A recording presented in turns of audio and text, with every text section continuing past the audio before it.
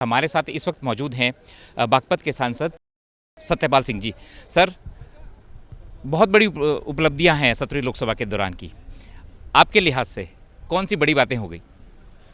देखिए, 17वीं लोकसभा में बहुत बड़े बड़े फैसले हमारी सरकार ने लिए और ज़्यादातर फैसले बहुत ऐतिहासिक हैं।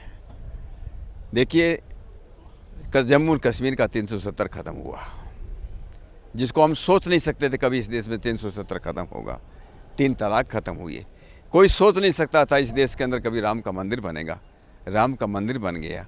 इस 17वीं लोकसभा के दौरान जो है उनका, मैं कह सकता हूँ कि उनका शिलान्यास भी हुआ और उनका जो है उनका एक किस्म से रामलला का प्राण प्रतिष्ठा भी हुई। मुझको लगता है न केवल ये बात, लेकिन जिस प्रकार से देश आगे बढ़ा है, जिस प्रकार से देश का सम्मान बढ़ा है, चाहे और जिस प्रकार से देश ने भौतिक संरचनाओं में, जिसको हम इंफ्रास्ट्रक्चर बोलते हैं, या डिजिटल इंफ्रास्ट्रक्चर में जो काम, अभूतपूर्व काम इस देश ने किया है, वो वास्तव में एक ऐतिहासिक काम है। और इस सब बात के लिए मैं देश के यशस्वी प्रधानमंत्री मोदी जी का अभिनंदन करता हूँ कि उनके नेतृत्व के अंदर उनका इतना, जिसको हम कह सकते हैं डायनेमिक लीडरशिप उनकी है कि यह सारा देश एक मिल कर के, एक होकर के, सबको साथ लेकर के हम इस देश को आगे बढ़ा रहे हैं। और उन्होंने जो तय किया है कि 2047 तक इस देश को हम पूर्ण रूप से विकसित करेंगे, पूर्ण रूप से आत्मनिर्भर बनाएंगे, उस संकल्प में हम इस संकल्प को हम सिद्धि की ओर लेकर के जाएंगे, ऐसा मेरा विश्वास है। 17वीं लोकसभा के अंतिम सत्र के अंतिम दिन आपने प्रस्ताव रखा। पहले कभी ऐसी चर्चा नहीं हुई थी, आपका क्या कहना है? देखिए, ये बहुत बड़ा सौभाग्य का दिन है।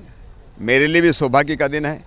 इस महान सदन के लिए भी सौभाग्य का विषय है। इस देश के लिए सौभाग्य का समय है। अगर ये कांग्रेस का ज़माना होता तो ऐसा समय कभी नहीं आता। अगर इस देश के अंदर जो है नरेंद्र मोदी ने आते तो राम का मंदिर न बनता। राम का मंदिर न बनता तो इस प्रकार का प्रस्ताव सदन के अंदर न आता।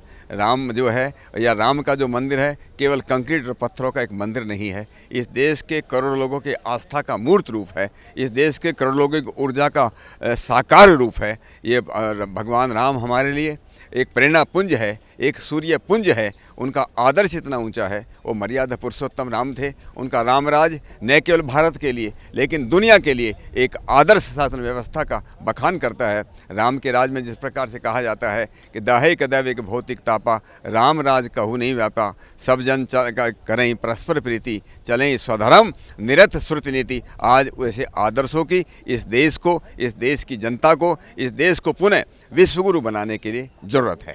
17वीं लोकसभा के दौरान आपको बागपत का प्रतिनिधित्व करने का मौका मिला। व्यक्तिगत रूप से आपके लिए क्या उपलब्धियाँ?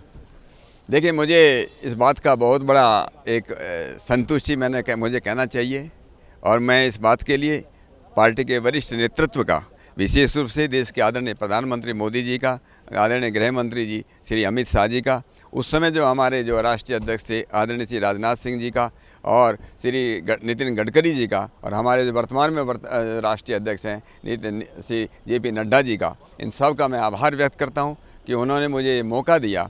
ये देखिए, बहुत लोग पॉलिटिक्स में आते हैं, राजनीति में आते हैं, वो पहचान के लिए आते, सम्मान के लिए आए। मैं सेवा की भावना के लिए आया था। मुझे सेवा करने का मौका मिला और मैं बागपत को, जो बरसों से पिछड़ेपन का दंश झेल रहा था, मैं कुछ कर पाया बागपत के लोगों के लिए, और इसका बाद में बहुत बड़ी संतुष्टि है।